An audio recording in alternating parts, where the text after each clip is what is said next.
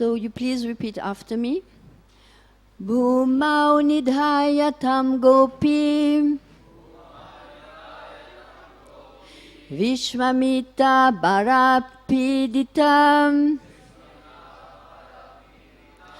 Mahapurusham adadyam Jagatam asakarmasum Bhumau nidharatam gopim Vishmita bharata piditam Mahapurusham adadyam Jagatam asakarmasum Bhumau nidhayatam gopim Vishmita bharata piditam Mahapurusham adadyam Jagatam asakarmasum. Prabhus. Bhumau niditayatam gopi Vishmita bharata piditam Mahapurusham adadyam Jagatam asakarmasum. Bhumau nidayatam gopim Vishmita bharapiditam Mahapurusham adadyam Jagatam asakarmasum. Bhumau nidhayatam gopim Vishmita bharapiditam Mahapurusham adadyam Jagatam asakarmasum. Ladies. Bhumau nidayatam gopim Vishmita bharata piditam Mahapurusham adadyam Jagatam asakarmasum. One more lady. Bhumau nidayatam gopim Vishmita bharapiditam Mahapurusham adadyam Jagatam asakarmasum. Bhumau, on the ground. Nidhaya, placing. Tam, the child.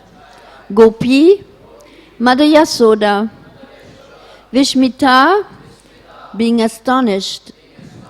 Bharapidita, being aggrieved by the weight of the child.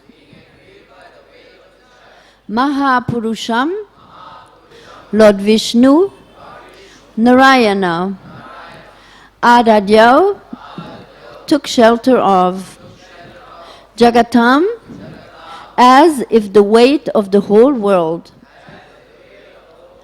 Asa, engaged herself. Karmasu, in other household affairs.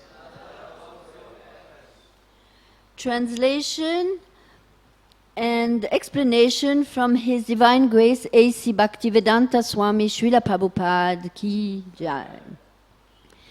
Feeling the child to be as heavy as the entire universe, and therefore being anxious, thinking that perhaps the child was being attacked by some other ghost or demon, the astonished Mother Yasoda put the child down on the ground and began to think of Narayana. Foreseeing disturbances, she called for the Brahmanas to counteract this heaviness, and then she engaged in her other household affairs. She had no alternative than to remember the lotus feet of Narayana, for she could not understand that Krishna was the original source of everything. Purport. Mother Yasoda did not understand that Krishna is the heaviest of all heavy things and that Krishna rests within everything. Matstani sarvabhutani. As confirmed in the Bhagavad Gita 9.4, Maya tatam midam sarvam jagat avyakta murtina. Krishna is everywhere, is in impersonal form, and everything rests upon him. Nonetheless, nachaham tishu avastita. Krishna is not everywhere. Mother Yashoda was unable to understand this philosophy because she was dealing with Krishna as his real mother by the arrangement of Yoga Maya. Not understanding the importance of Krishna, she could only seek shelter of Narayan for Krishna's safety and call the Brahmanas to counter-react the situation. Nama Om Vishnupadaya Krishna Pasaya Bhutale Shrimate Bhaktivedanta Swami Iti Namini. Namaste Sarasvati Deve Gauravane Pacharne Nivisesha Sunyavadi Paskatya Desatarne. I forgot to sing Om Namo Bhagavate Vasudevaya, so I'm going to do it now. Om Namo Bhagavate Vasudevaya.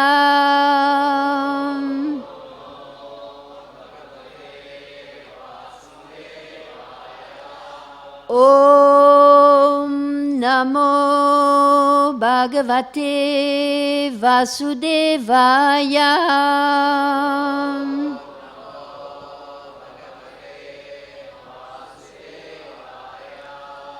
Om Namo Bhagavate Vasudevaya.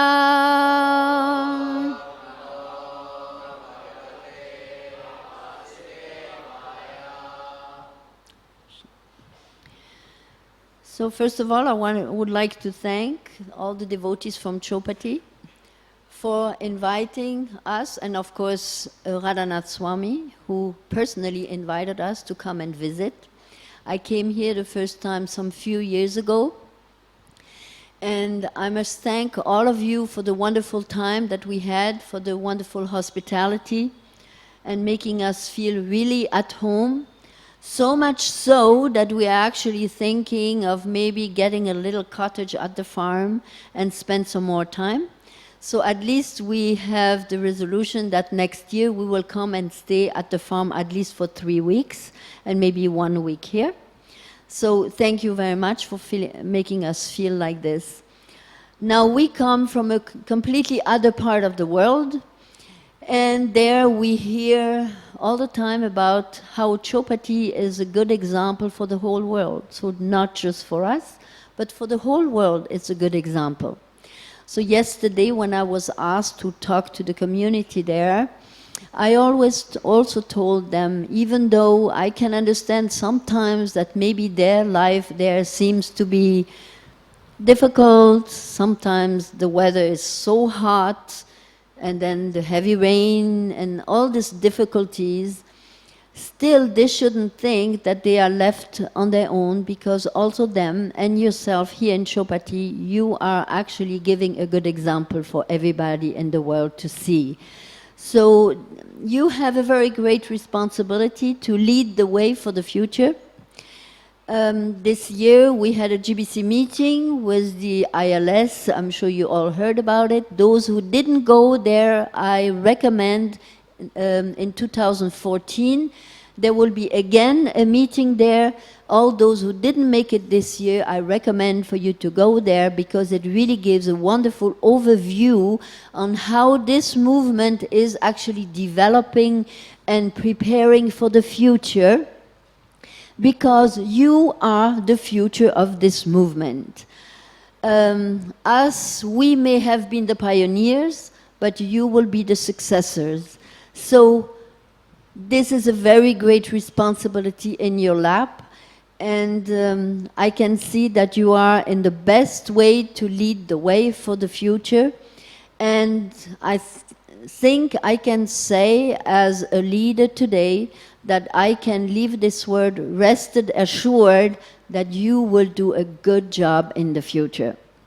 You are doing a good job now, and you will do even a better one in the future when you will grow and you mature and have gathered more experience. And with the blessings of all the wonderful disciples of Srila Prabhupada, you will be the future of this International Society for Krishna Consciousness. And I would like to take the opportunity today to thank you very much for this. Hare Krishna. So to come back to the text today, this is a very wonderful text because here two main aspects of the Lord are being shown side by side. And the purport, Srila Prabhupada talks about how Mother Yasoda could not understand that Krishna is the heaviest of all things. This is the one aspect. And the other aspect, Srila Prabhupada is talking about how Mother Yasoda is simply concerned about her child, Krishna, who she, as her mother, has great feelings and is always very occupied and very concerned about his welfare. Because if she didn't prepare nice prasadam in the kitchen for him to eat, he may feel very hungry. And it says sometimes she's so worried that she may think that if he doesn't eat, he may die of hunger. Of course, this is for us a wonder. How is it that Mother Yasoda, who is taking care of the Supreme Personality of Godhead in person, thinks that he will die of hunger? And we know, we who are just very simple devotees, we have learned that God never dies. He never is born and never dies. So how is it that Mother Yasoda, the mother of God, thinks that he will die of hunger? Or that he will die because this demon that we're talking about today, Trinavarta, will carry him away and kill him?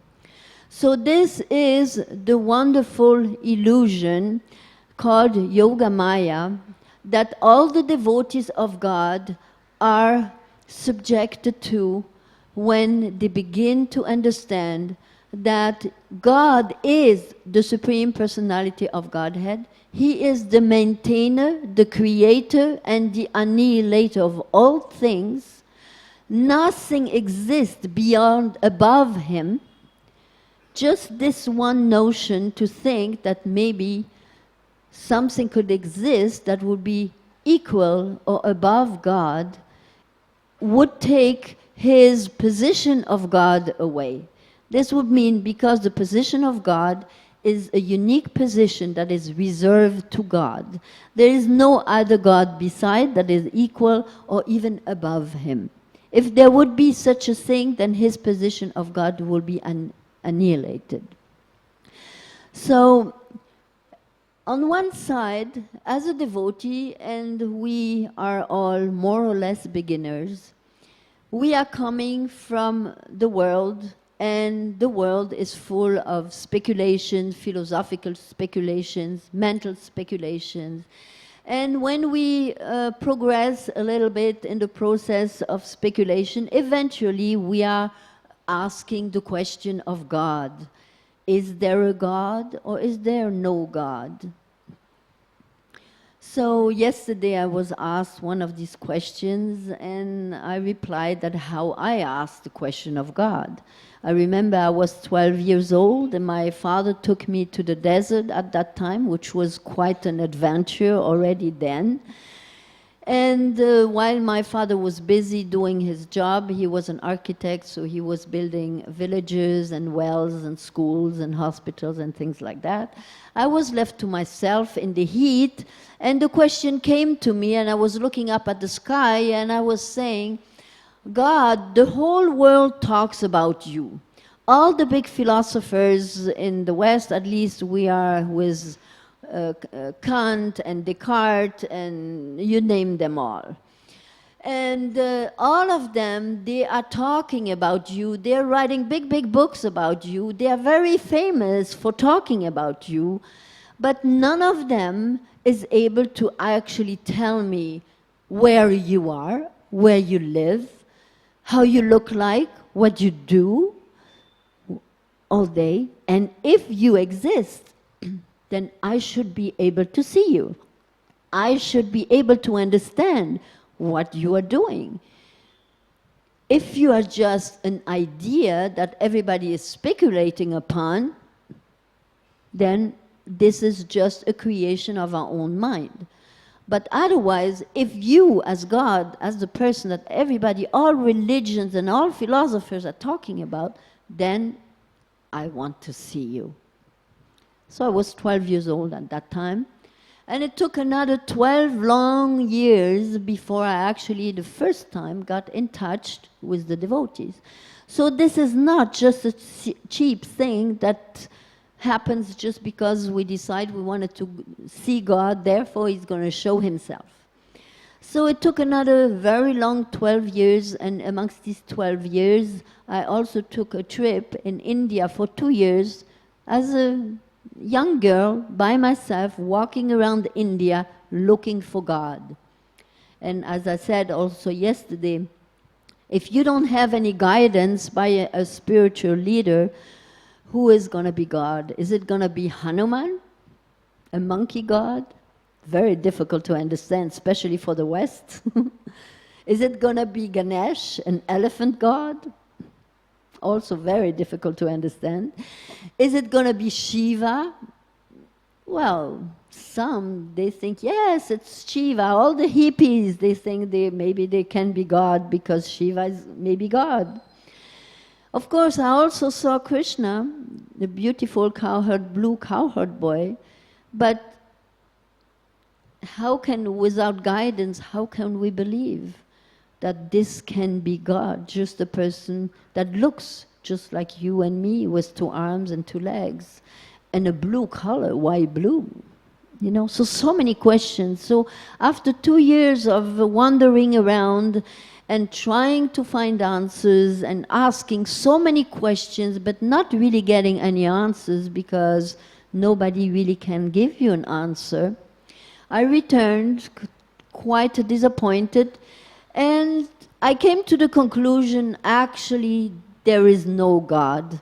Everybody is inventing some kind of a God because he feels he needs that, but there is not. So after some time, eventually I did a lot of yoga. I was talking, I forgot your name, Marika? Is that right? Yeah, okay, Marika yesterday, and I was telling her that I also was engaged in doing very heavy yoga. And my mother was wondering, oh my God, what kind of a daughter do I have? First of all, she leaves home and goes to India for 2 years by herself. Then she comes back, and the only thing she does is stand on her head for 12 hours a day, no stop, and 3 months in a row, no stop. So I have this crazy girl. And then eventually, someone took me to the temple. And at the entry of the temple, there was this picture of Sadbhuja. You all know Sadbhuja, Krishna, Ramachandra, Lord Chaitanya. And the verse underneath was, I am the creator, the maintainer, and the annihilator of all things. Give up all sorts of the religions and surrender unto me. I will save you from all sinful activities. So this was quite a good proposal, because by then I was about 24. And for a woman in this world, you know, we are not protected in any way. So this was quite a proposal.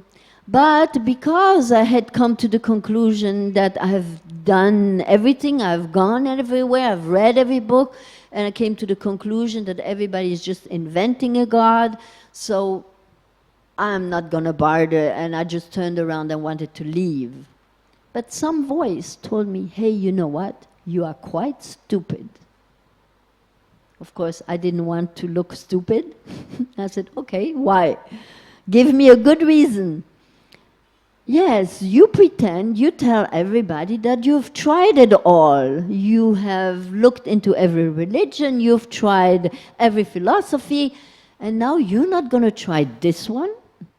So if you don't try this one, you're not going to be able to tell anymore that you tried everything. I'm, in general, trying to stick to the truth of things. So I felt, okay, my self-esteem was a little bit, how to say, appealed upon. And I said, all right, so I'm going to try this too. Then I can say I've tried everything. So I walked in the temple, and it was a Sunday feast. And as I am doing now, a young brahmachari was giving class.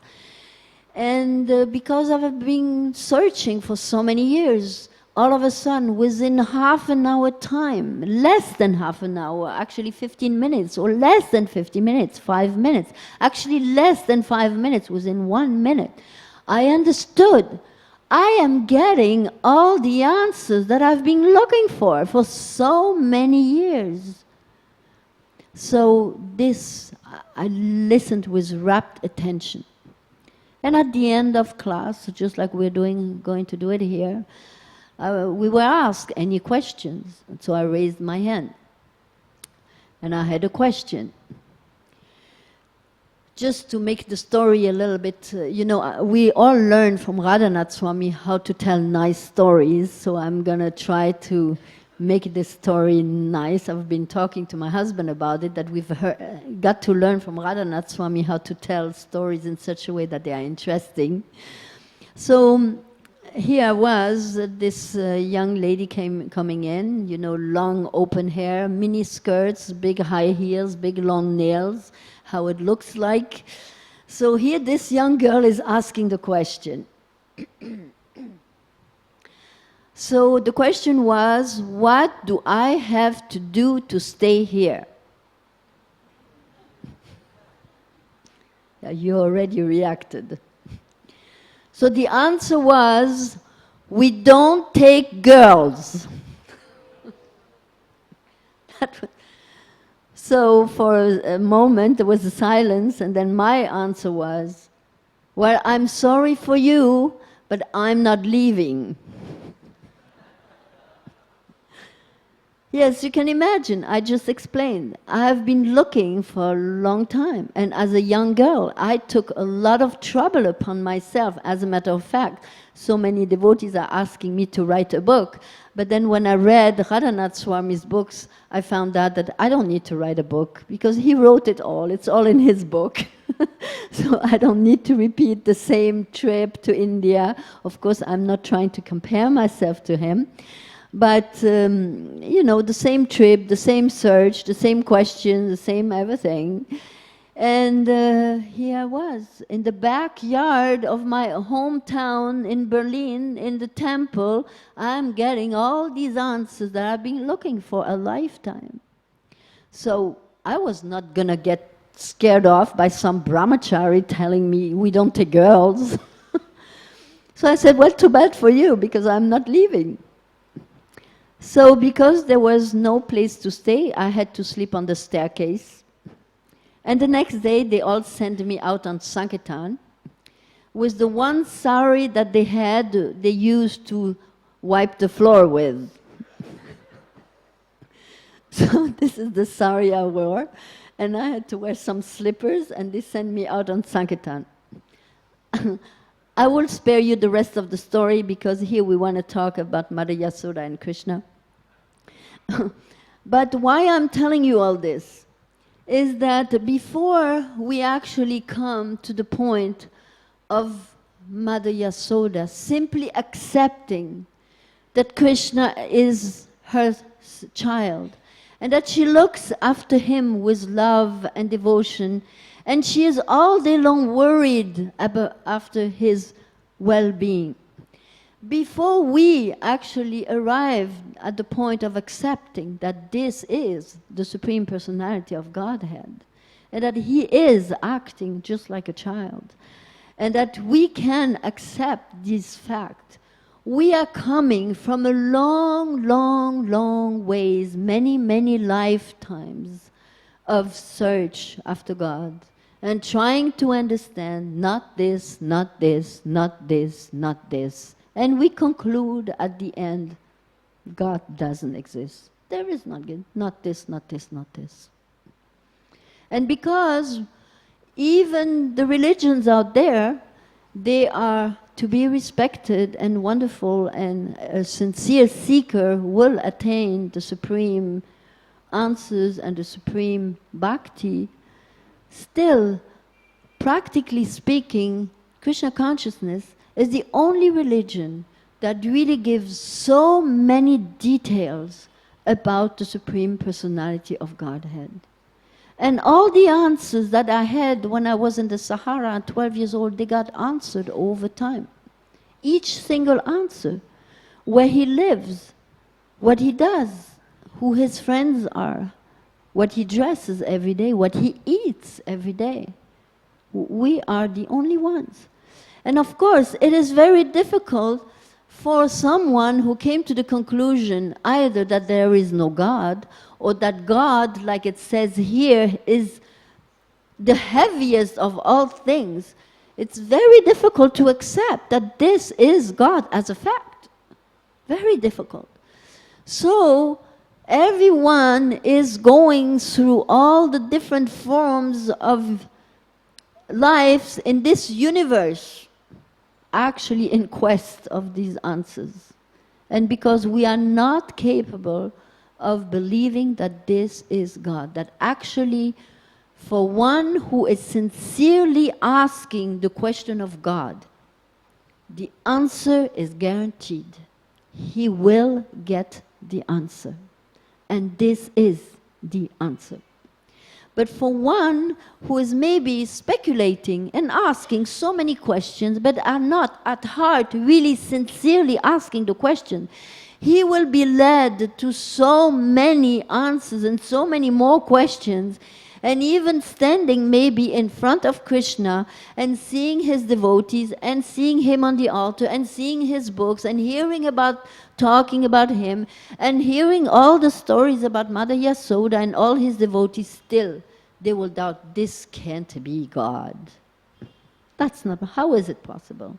God must be something else, something, yes. They think God is impersonal.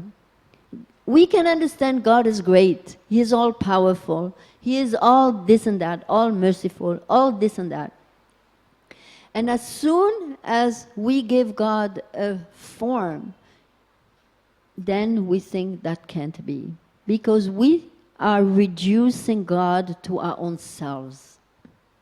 Actually, there are enough yogis that are trying to explain to us that actually we are God. We just forgot it, and we just sit long enough in meditation, we will realize that we are God. Yeah. For those who went this path, I think it's a very sad answer, because I got these answers too. And I thought, if I'm God, then I'm sorry. But this is a very poor God, a Dira Narayan, who even in the scriptures, it talks about not Narayan, like Mother Yasoda here. She goes to Narayan to ask for Krishna's protection. But in the Bhagavatam, it's talking about Dira Narayan, the poor Narayan, those who think that they are God, and it's just a matter of time. Just like the whole West civilization, they are promising something in the future that is going to be in the future. In the future, we are going to be able to overcome death. In the future, it's just a matter of time to find out which gene is actually the cause of death.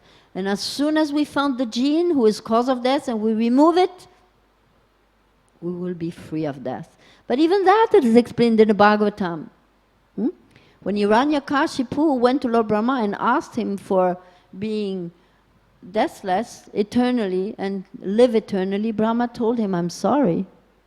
There's only one person in this universe who is free of death, and this is God. Nobody else is free of it. Some, they may have a long life, a short life, but everyone has to die. So Hiranyakasipu thought, okay, I'm going to trick Brahma. I know I can live forever. So he asked all these different boons, each single boons that they could think of.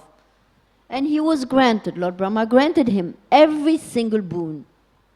So Hiranyakasipu's conclusion was, now I can live eternally because nobody can kill me. And what happened? We all know the stories. Krishna appeared as Lord Nrsingadev, a form that Hiranyakasipu could not even conceive of. And this way, Krishna killed him just like that, just like a little mouse, without even breaking any one of the boons that he was given. So Krishna had a form that no one in this universe could think of, and killed Hiranyakashipu without breaking a single boon. This is his power, inconceivable.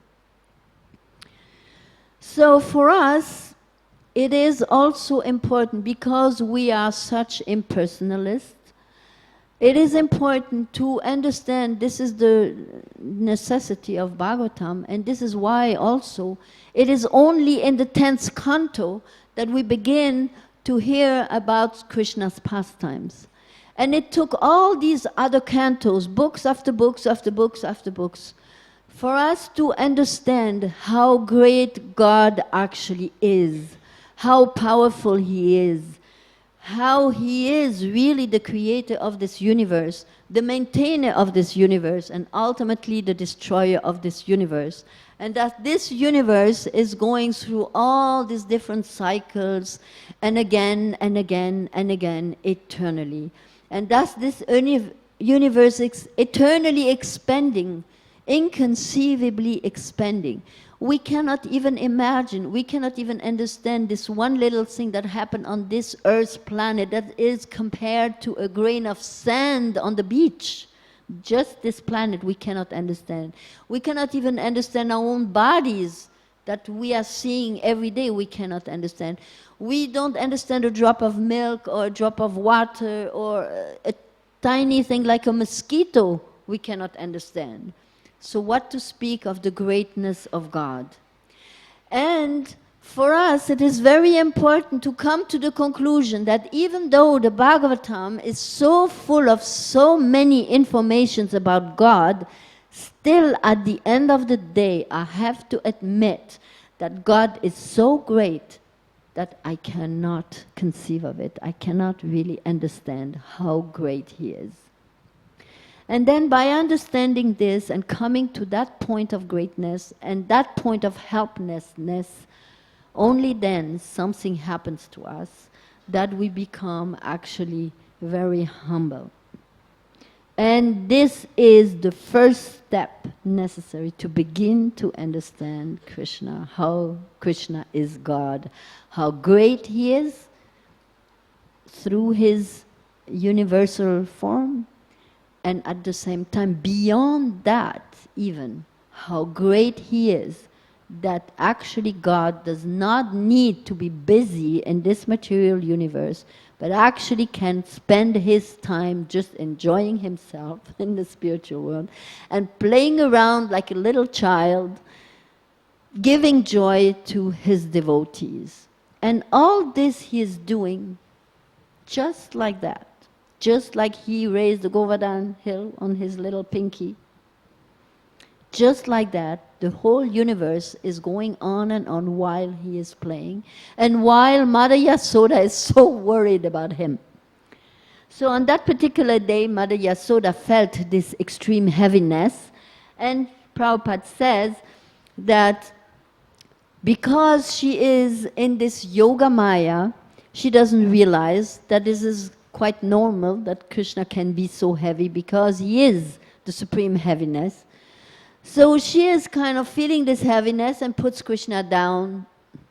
And while Krishna was put down, this big whirlwind demon came and took Krishna away. So how is that possible? Already that he came and was able to be taken away shows of Krishna's wonderful pastime. Krishna had fun. He thinks it's very, you know, when you take a child and you throw him in the air, the child laughs and giggles like anything. And while the daddy is throwing the child in the air and the child is having fun, the mother is looking and saying, watch out, be careful that you catch him, that he's not going to fall or hit the ceiling or something. And she's completely worried about it. So in the same way, Mother Yasoda is completely worried to see that Krishna is being carried away.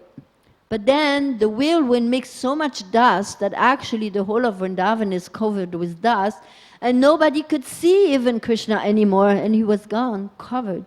And you can imagine how much worry and pain, everybody yelling, screaming, crying that Krishna is gone. And Trinavarta is carrying Krishna away, and for a moment he was in the illusion, just like I explained before, that we are all in illusion, that actually he is so powerful and he is going to carry baby Krishna away on the order of Kamsa. Yes, but Krishna for a moment let this illusion happen because he was having a great ride. And then eventually Krishna became very heavy. And Trinavarta, the whirlwind, we know the cyclones and all the tornadoes nowadays, we have them, they are so powerful, they can destroy everything on their way. But still, all of a sudden, even Trinavarta, the whirlwind, was feeling all Krishna's heaviness. And because he was feeling so much heaviness, he felt that he was losing his power. So he was trying to get rid of Krishna and dropping off. But Krishna, a little baby, he was holding on to the whirlwind, because if he doesn't hold on to the whirlwind, he will drop off. So Trinavarta couldn't get rid of Krishna, and he was subjected to his heaviness, so much so that all of a sudden he dropped on the ground and gave up his life. At that moment, all the gopis came running and took baby Krishna away and carried baby Krishna back to Mother Yasoda. And of course, Mother Yasoda, she is very happy to see that baby Krishna is now safe in her lap. But she is completely worried, oh my God, what happened to him? And all the little cowherd boys who saw all this happening, they came running to Mother Yasoda, and while Mother Yasoda was completely lamenting and worried about Krishna's safety, the cowherd boys, they wanted to tell her what they actually saw. They actually saw what happened, that all this didn't happen because Trinavarta did anything. They saw this happen because Krishna actually caused Trinavarta to fall down and give up his life. But Mother Yasoda, she was so involved in her worries about her baby Krishna that she didn't hear it, she couldn't listen, she didn't want to hear all this. So her worry was that she had to go and get the Brahmana to give some blessings to her baby Krishna. You know how it is when a Swami comes or a Guru comes, or a very important personality comes, everybody, all the mothers, they come with their babies and ask, please bless my child. Because every parent is completely worried about the welfare of the child. So Mother Yasoda did two things. She was getting the Brahmanas to have prepared a ceremony for his shelter, and at the same time she was praying to Narayan, because Narayan, for her, Narayan was God, and for her, baby Krishna was just a baby. So this is the wonderful pastimes of Krishna. And at the same time, this, like I said, why this text is so important is because it shows us, also for us, at the beginning we are looking for the absolute truth, and we first have to understand the absolute truth. But then eventually, once we come closer to Krishna and we accept that Krishna is God, we are simply diving in his wonderful childhood pastimes and his useful pastimes and in all his pastimes. And this is what is satisfying the heart of the devotees. So this is why also I wanted to say you are so lucky, and Chowpatty, is because you have such a wonderful storyteller like Radhanath Swami. But it takes two things to make it possible: a very wonderful storyteller, and also a quality from your part to listen and to hear. The simplicity of heart to listen and to hear. And this combination of two things, a good speaker and a good listener, makes it possible that this wonderful dynamic of the Krishna consciousness can take place in this wonderful place. So I thank you very much for being so attentive. And now I don't know what time it is. Yes, do we have maybe time for questions? Or some more, maybe some correction or some addition? Maybe Chakravarti also would like to come forward and maybe say something also. So maybe some question first. Don't be shy.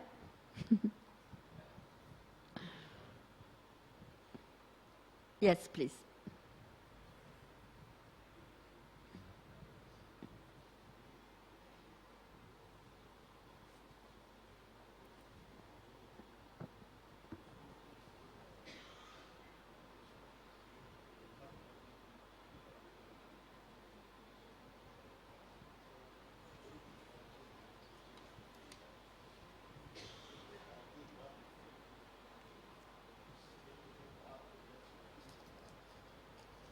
This is a long question.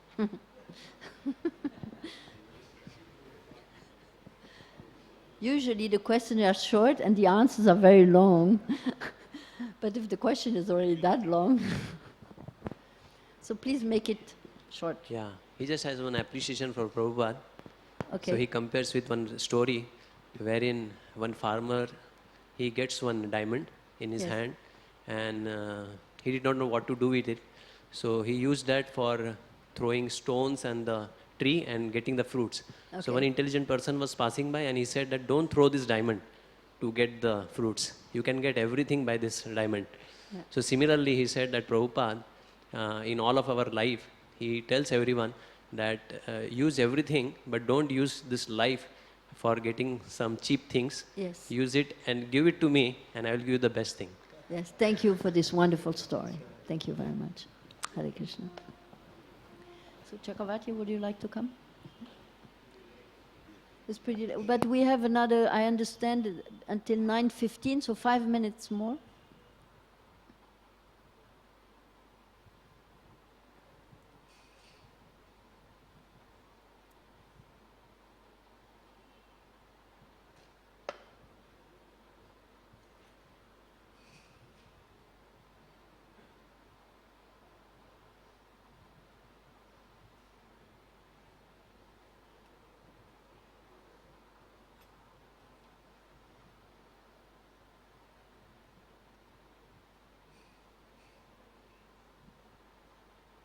Is it on?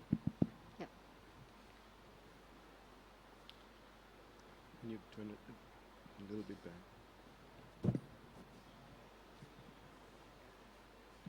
Namo Vishnumadaya Krishnamastaya Putale Srimad Bhaktivedanta Swamnavani Namaste Saraswati Devi Gauravanim Sharinini Vishesha Sunyavari Paskatyada Zatanini.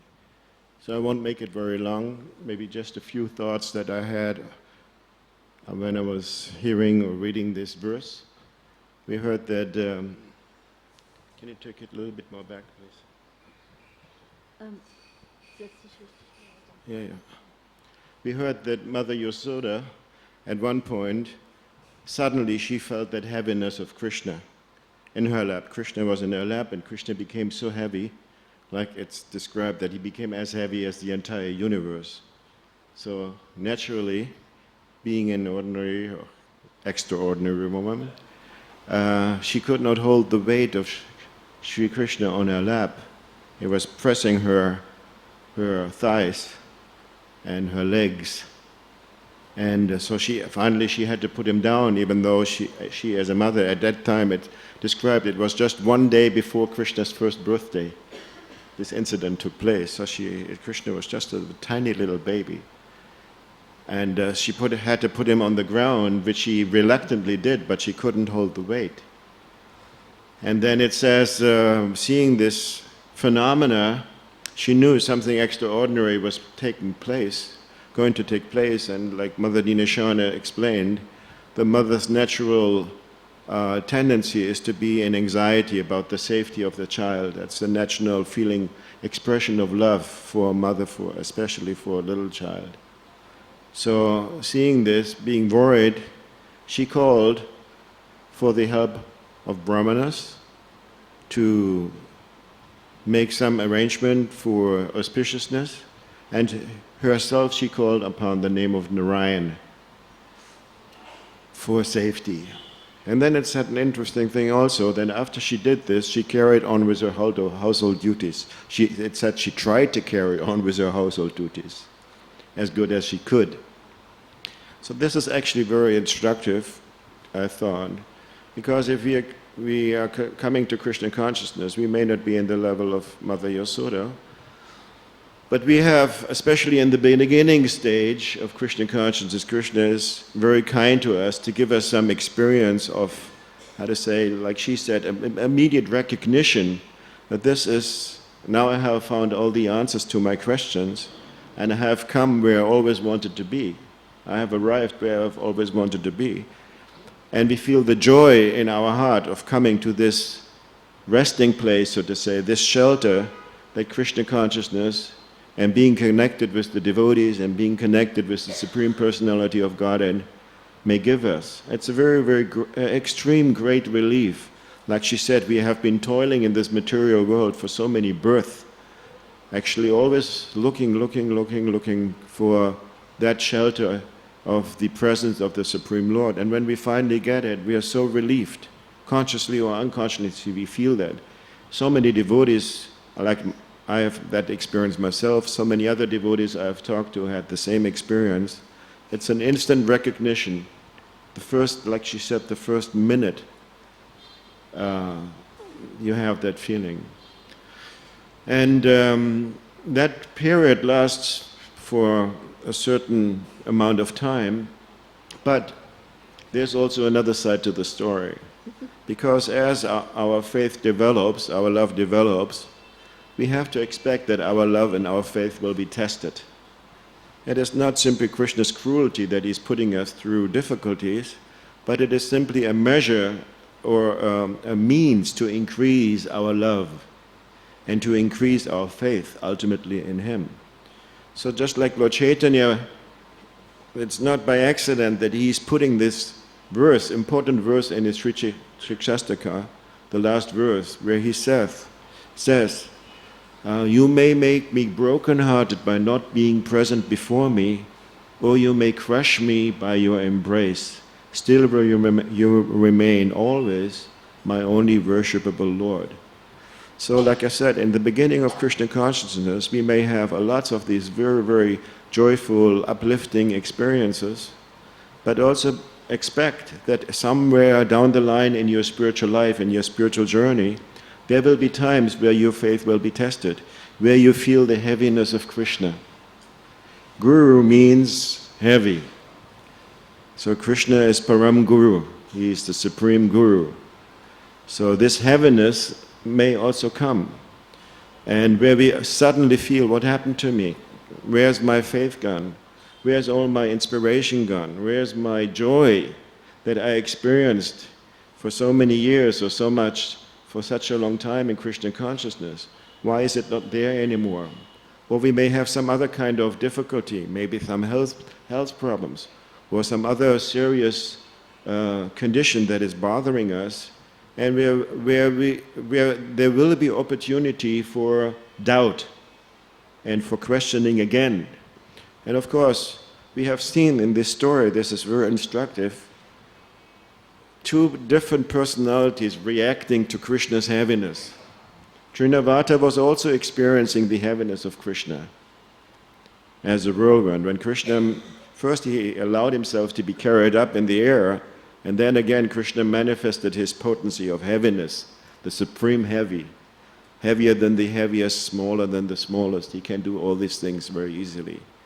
So because Trinavata was a demon, instead of taking shelter, he was actually fighting against that heaviness of Krishna. He was putting up a fight, he was putting up a battle. He tried to extend his own strength and put that strength against Krishna's might, Krishna's heaviness. But of course, ultimately, there was nothing that he could put against Krishna. There's a saying, one whom God wants to protect, nothing can kill, no one can kill. And one whom God wants to kill, no one or nothing can protect. This is the situation. So Srinivata, he was fighting a losing battle because his attitude was enviousness and rejection of the Supreme Personality of Godhead. That's a demoniac quality as we describe it. But Mother Yasoda, she also experienced Krishna's heaviness, so she didn't fight, but she called on Narayan, Narayan, Narayan, and she called upon the help of the Brahmanas to be with her in this situation. So when we come in, whenever we will feel that type of situation, and be rest assured it will come. There's no way around it, because it is practically one of the most significant means for us to become more and really deeply connected with the Supreme Lord. Because at one point, one of the most dangerous things in spiritual life is not that we actually turn away from spiritual life, but the most dangerous thing in spiritual life is complacency. That at one point we become satisfied with the level of progress, spiritual progress that we have made, and we become complacent, and we lose the urgency of striving for the supreme goal. We are satisfied with the nice prasadam that we get. We are satisfied with the nice or comfortable or, let's say, acceptably comfortable setting that we live in. We are satisfied with our daily routine, and our striving, our urge, our enthusiasm to go further and further and further and further, to progress until we reach the ultimate goal, it stops. We become complacent. That's the most dangerous thing in spiritual life. So for this, Krishna has its countermeasures. And this countermeasure is that he doesn't allow us forever to remain in this complacency, in this complacent stage. Then he will create some kind of situation where we'll be out of sudden, we will feel some remorse, some heaviness in our heart, and we will wonder where it is coming from. So at that time, we should remember this story and how Mother Yasoda reacted when she felt that. It's very instructive. She called upon the Brahmanas. In our case, we might say, just like yesterday, we were reading this in Govardhan, where in the Bhagavatam it was explained in the chapter where Marriage Parikshit is cursed. There Srila Prabhupada commented in the purport, not only the Shringi, the small Brahmin boy, the son of Shamika, he had the potency to bless or to curse, but Srila Prabhupada said every devotee, even though he may not be a Brahmana, he has more power to bless, or even also the power to curse, than a powerful Brahmana. So in our case, we may not call a Brahmana when we are in difficulty, in spiritual difficulty, when we feel that, but we should call upon the help of other devotees, especially senior devotees, our spiritual master, or those who have progressed on the spiritual path. We should take their help. We should consult with them. We should beg them, please help me. I am in this condition. And at the same time, as Mother Yasoda did, with in an earnest way, call out the name of the Lord, Narayan, Narayan, or we say Hare Krishna, Krishna Krishna, Hare Hare, Hare Rama, Rama Hare. So this is the shelter that we should seek when this phase of our spiritual development comes. We should take more shelter in chanting the holy name with like a real earnest heart. Srila Prabhupada one time, he made this speech about the significance of the Hare Krishna mantra. It was actually one of the first recordings ever made by Srila Prabhupada, even long before there were cassette recorders. There was this record album made in New York, I was thinking in 1968, one of the first recordings, and Srila Prabhupada made this Hare Krishna mantra address. So in there he compared the chanting of the Hare Krishna mantra with the anxious cry of a baby child for the shelter of its mother. This is how we should chant. Like sometimes you may see a little child get lost in, like for example in a supermarket, the mother is busy trying on some new sari or some new clothes or whatever, and out of sudden the mother has been so immersed in shopping that she has forgotten about her little child, and the child doesn't know where the mother is. So what does the child do as she feels? It's an existential fear that the child experiences when out of sudden it has lost the shelter, the connection with its mother. It will call mother, mother, mother, mother, like tears streaming down its eyes.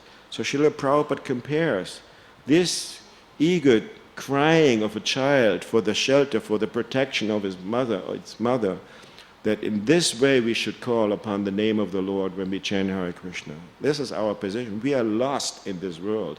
We have lost the connection with our Father and Supreme Father and our Supreme Mother, and we should call upon Him in this attitude. And like I said, these two methods are there when our faith will be tested, when we go through some hardship, when we feel some heaviness or some depression in our heart, then we should seek the shelter of the devotees who can encourage us, who can strengthen or restore our faith, and with real earnestness we should call upon the name of the Lord to regain the shelter that we may have lost for some time. This is the lesson I personally take out of this story. So maybe, like I said, if you ever experience this, I have experienced this many times in my 41 years of Krishna consciousness. It has not all been always, how to say, eating pie. It goes up and down. You know, spiritual life is not a straight line. It is like a, you know, there are valleys and peaks. And when you are in the valley, then take the help of devotees and call upon the name of the Lord. Hare Krishna. Hare Krishna. Yes, I can only confirm what Chakravarti Prabhu said.